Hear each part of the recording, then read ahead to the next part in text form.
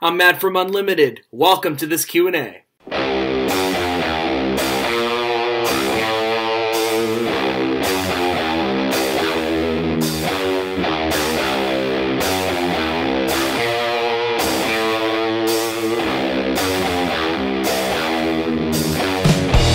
Hello guys, Tyler Harper here for Unlimited. Unfortunately, it is not hello, I am Matt from Unlimited.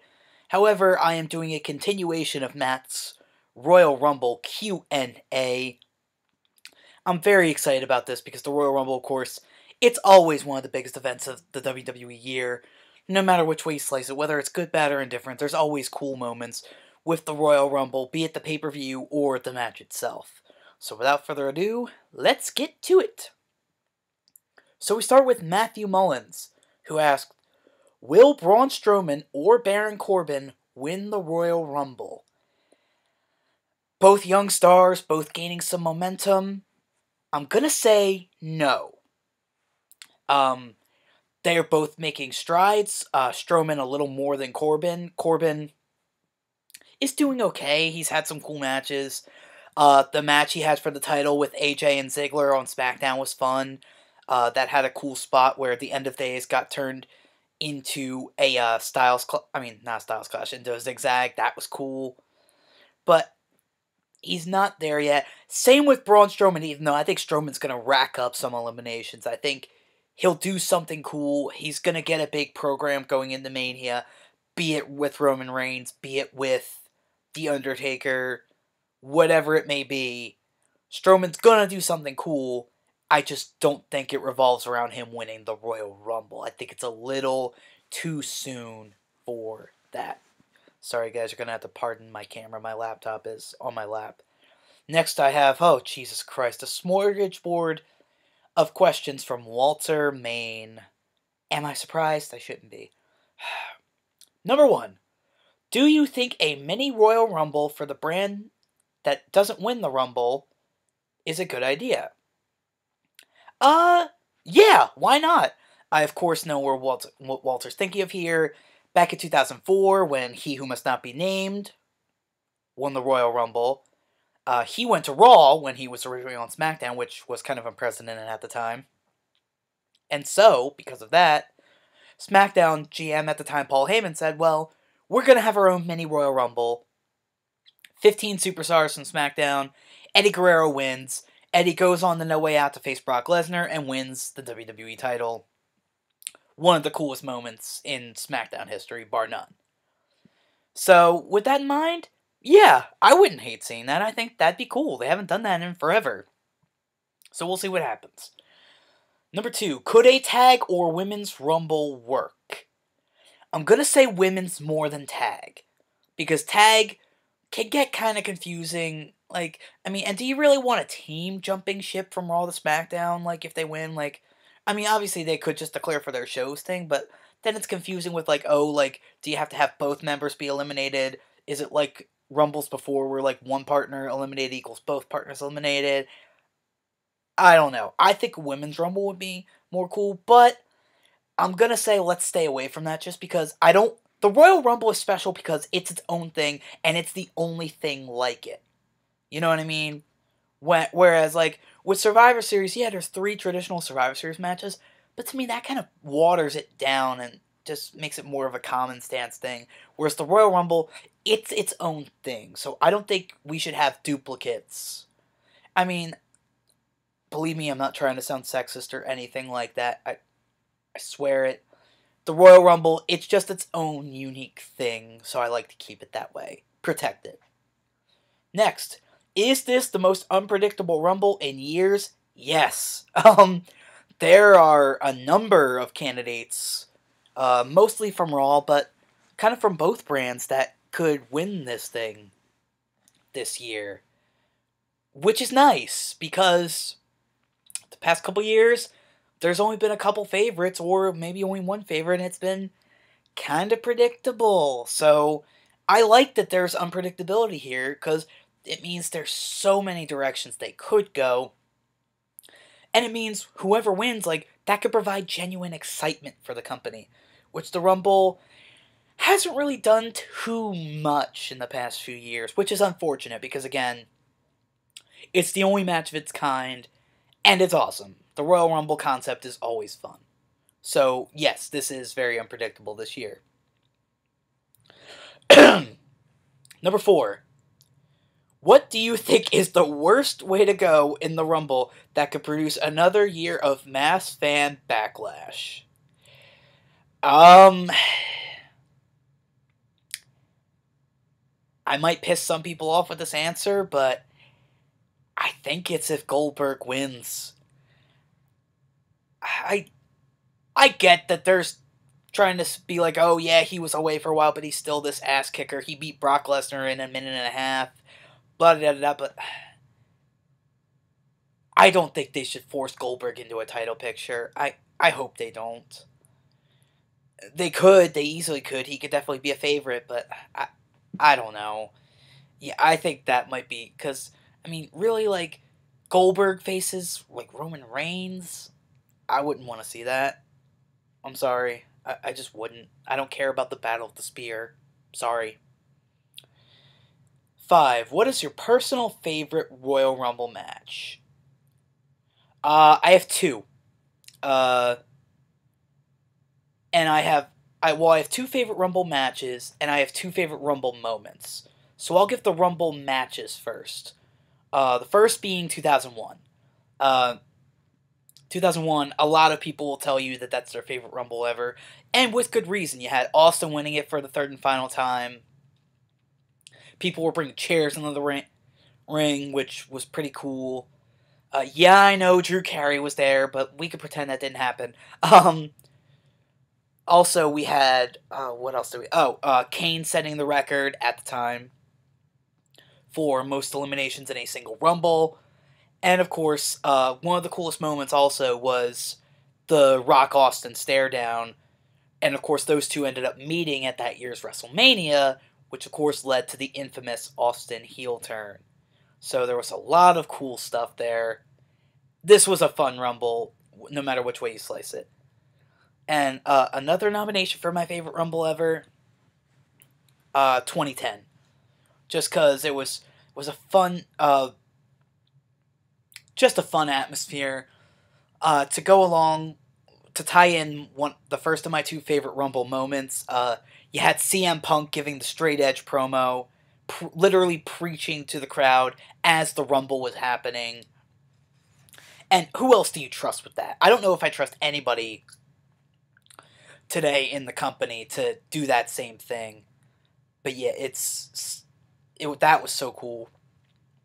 And then the final 5.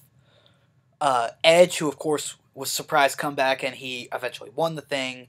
Chris Jericho, John Cena, Batista, and Shawn Michaels. 5 bona fide Hall of Famers, no questions asked, as the final 5 of the Royal Rumble. That felt cool. Like, it's cool to say that, like, those guys were the final 5. That's a big deal. And my other favorite Rumble moment, even though it wasn't the best Rumble ever, 2000, because that was really the first Rumble moment I really remember, and The Rock's my favorite, in case you didn't know. So seeing him almost get thrown like a long dart over the top rope, only to grab the rope, and of course he hit both feet, but it was still a cool moment. To me, at least. Jesus, Walter, you ask a lot of questions. What do you think is the most overrated Rumble match? I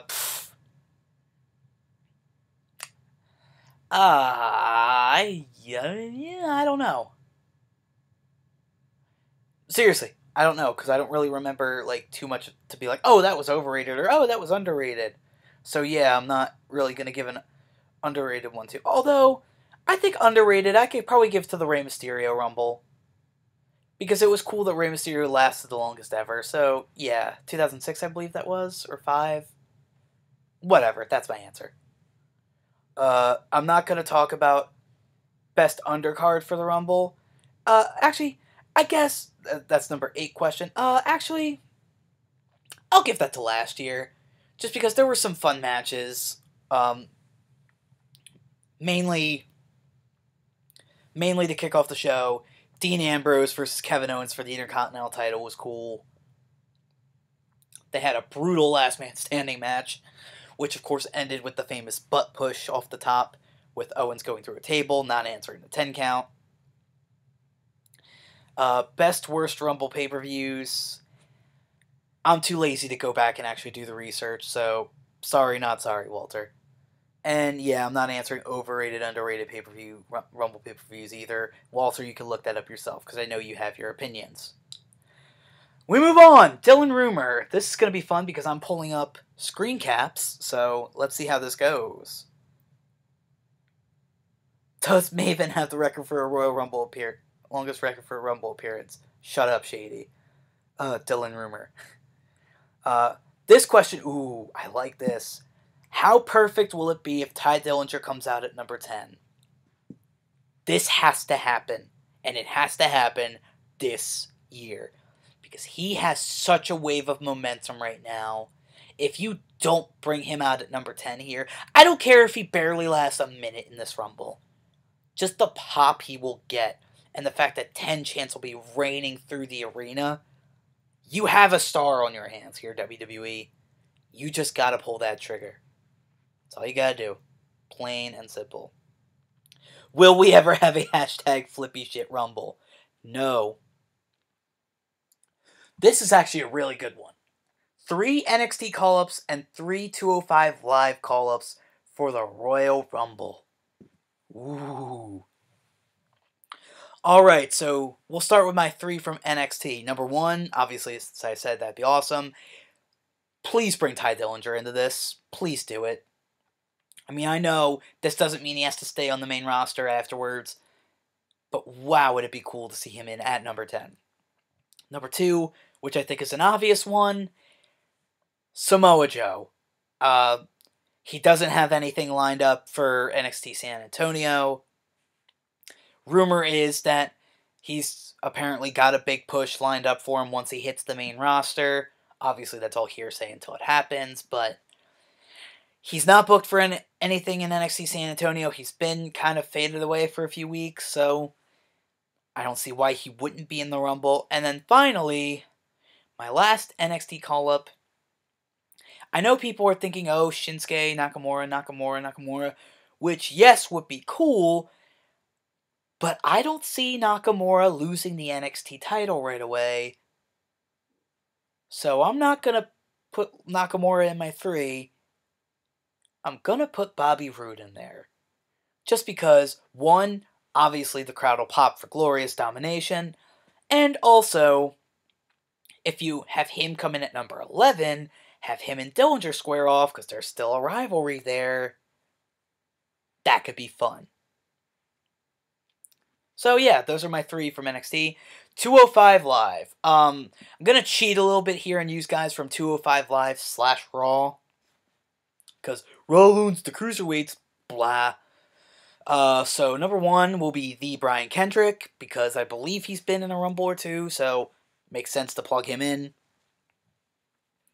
Number 2, I think they'll put TJP in there, because, oh, he won the Cruiserweight Classic, even though 205 Live is pretty much a dud. And here's my surprise. 3rd from 205 Live, making his main roster debut and 205 Live debut as well, Austin Aries. I think he's healthy at this point. I want to say his eye is healed up. At least I hope so. And he's been making comments on 205 Live on commentary and on Raw that, like, oh, like, eventually I'm going to take the Cruiserweight title. Eventually I'm going to take the title. So I think that could start with him debuting in the Royal Rumble and then going to 205 Live.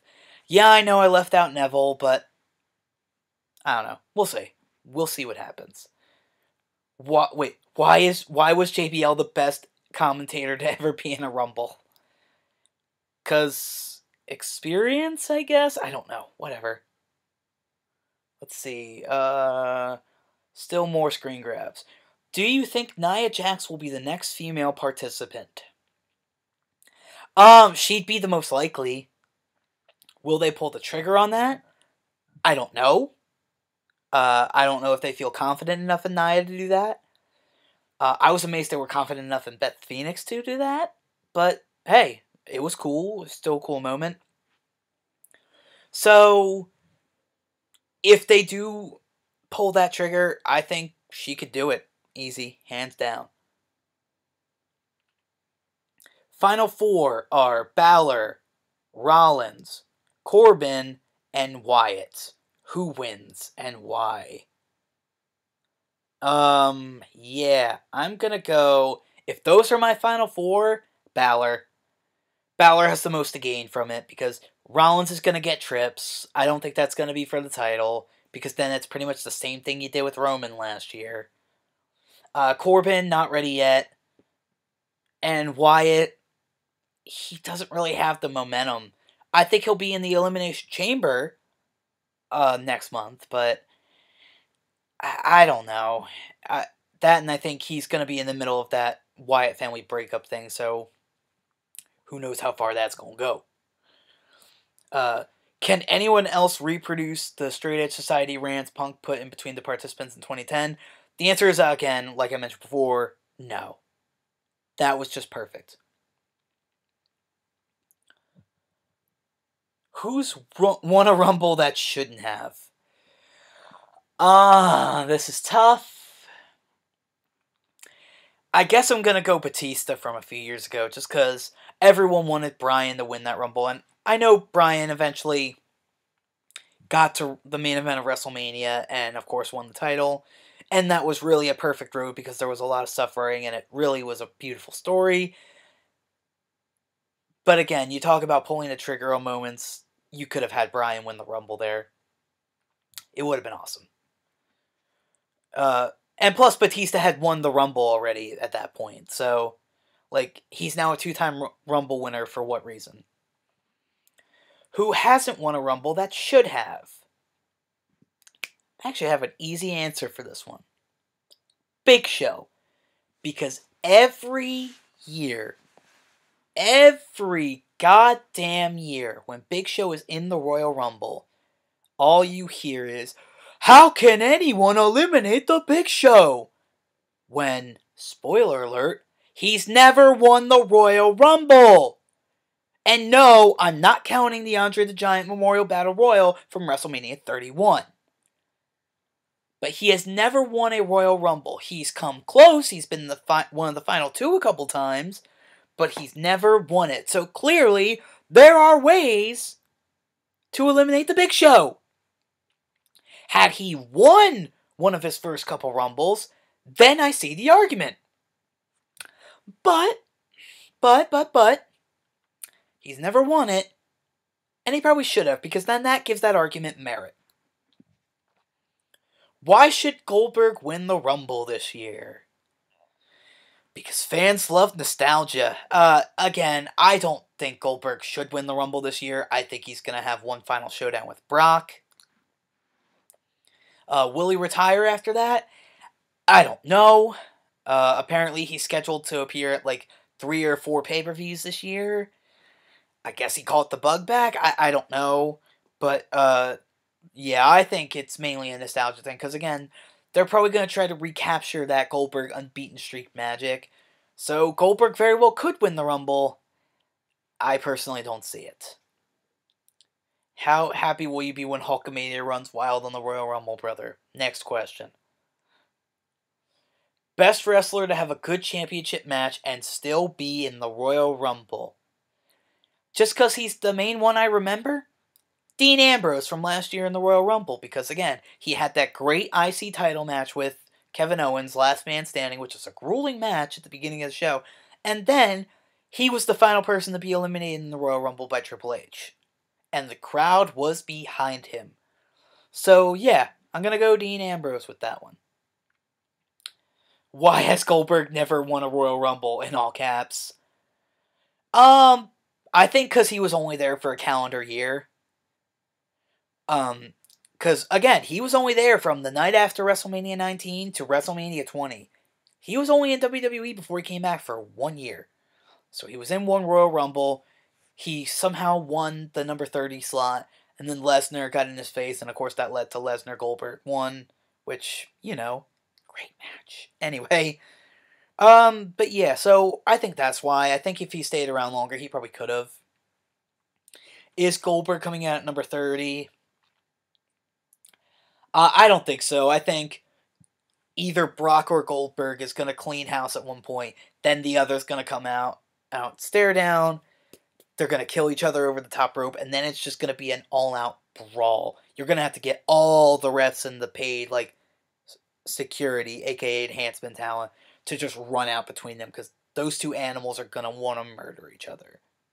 And, of course, that sets up their path to WrestleMania. How long do you think it'll take for Brock or Goldberg to eliminate each other? I just answered that. What brand is winning the Rumble? And this is Dylan Rumor's last question.